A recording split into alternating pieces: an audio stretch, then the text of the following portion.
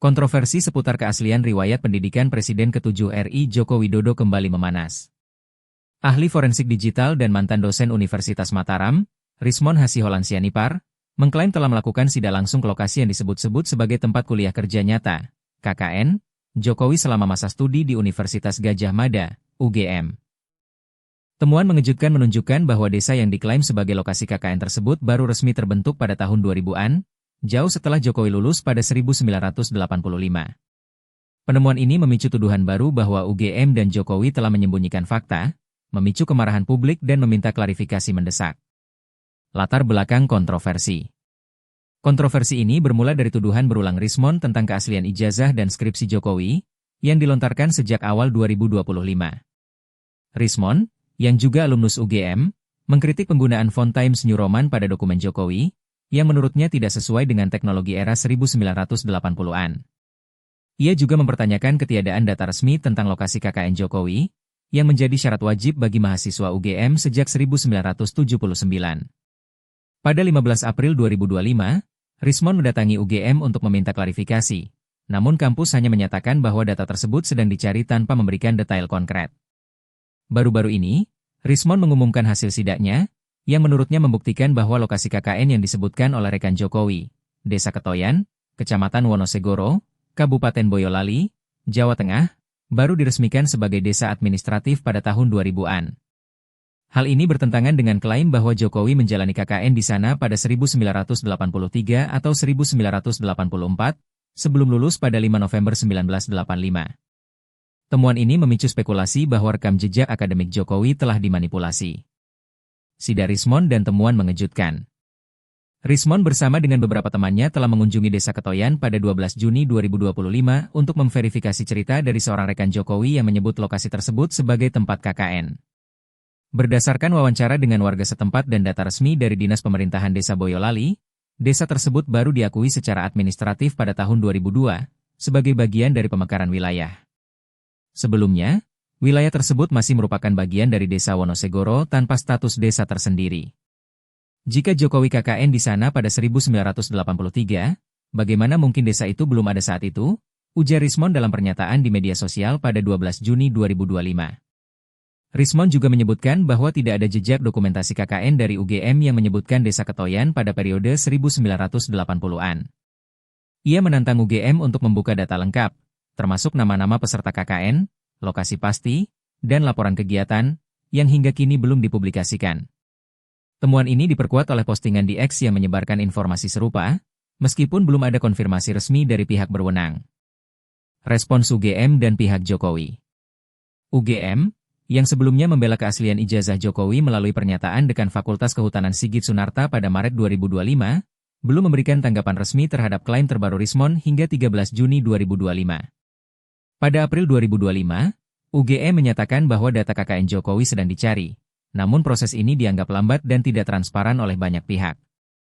Alumni seperti Fronojiwo, rekan seangkatan Jokowi, sebelumnya mengkonfirmasi bahwa Jokowi aktif dalam kegiatan kampus, termasuk KKN, tetapi tidak menyebut lokasi spesifik, yang kini menjadi titik lemah argumen mereka. Jokowi sendiri, dalam pernyataan pada 6 Juni 2025 di Solo, menyatakan siap menghadapi laporan lebih lanjut terkait skripsi dan ijazahnya, termasuk isu KKN. Silakan dilaporkan saja, saya layani, ujarnya, namun tidak menyinggung secara langsung temuan Rismon tentang Desa Ketoyan. Sikap ini dipandang sebagai upaya menghindari konfrontasi langsung, memicu tuduhan bahwa Jokowi dan pendukungnya tidak memiliki jawaban memadai. Reaksi publik dan analisis kritis. Publik bereaksi keras terhadap temuan Rismon, dengan tagar Ken Jokowi palsu menjadi trending di X pada 12 hingga 13 Juni 2025, mencatat lebih dari 150.000 postingan. Banyak netizen menilai ini sebagai bukti baru korupsi, kolusi, dan nepotisme, KKN, dalam sistem pendidikan tinggi, dengan komentar seperti, UGM dan Jokowi sama-sama bohong demi citra. Dan, ini skandal nasional, kapan kebenaran diungkap? Namun, ada pula yang mempertanyakan kredibilitas Rismon, menganggapnya memiliki agenda politik. Pengamat politik Rocky Gerung, dalam analisisnya pada 13 Juni 2025, menyatakan bahwa temuan ini memperkuat dugaan manipulasi rekam jejak akademik Jokowi.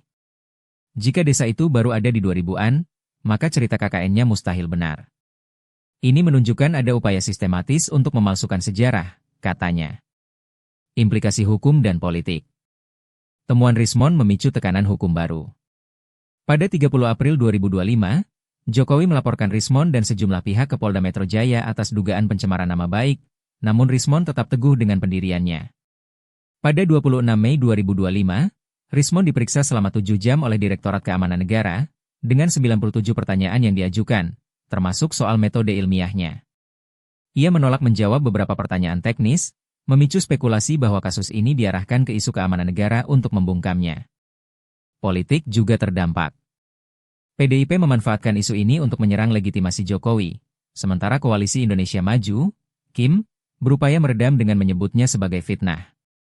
Komisi 3 DPR dijadwalkan membahas isu ini pada 18 Juni 2025, dengan kemungkinan membentuk tim investigasi independen jika tekanan publik terus meningkat. Kelemahan narasi resmi. Narasi resmi dari UGM dan Jokowi menghadapi tantangan serius. Dokumen yang diajukan Bareskrim pada 22 Mei 2025 menyatakan ijazah Jokowi asli berdasarkan tes laboratorium, namun tidak menyebutkan detail lokasi KKN. Laporan tersebut hanya menyebut KKN dilakukan di Wonosegoro pada 1983, tanpa verifikasi bahwa Desa Ketoyan sudah ada saat itu. Ketidaksesuaian ini memunculkan pertanyaan tentang kredibilitas hasil forensik, terutama karena Rismond menantang pihak berwenang untuk membuktikan sebaliknya. Selain itu, pernyataan alumni seperti Fronojiwo yang tidak konsisten tentang lokasi KKN menambah keraguan. Jika desa itu memang baru terbentuk pada 2000-an, maka klaim bahwa Jokowi menjalani KKN di sana menjadi tidak masuk akal, kecuali ada bukti kuat yang belum diungkap UGM. Temuan Rismond Sianipar bahwa lokasi KKN Jokowi ternyata desa yang baru terbentuk pada 2000-an, jauh setelah lulus pada 1985, memicu tuduhan baru bahwa UGM dan Jokowi telah berbohong. Meskipun narasi resmi berupaya mempertahankan keaslian ijazah, ketidaktransparan data KKN dan inkonsistensi fakta memunculkan skeptisisme luas. Tanpa klarifikasi kuat dan investigasi independen, kasus ini dapat menjadi skandal akademik terbesar di Indonesia, mengguncang kepercayaan terhadap institusi pendidikan dan kepemimpinan nasional.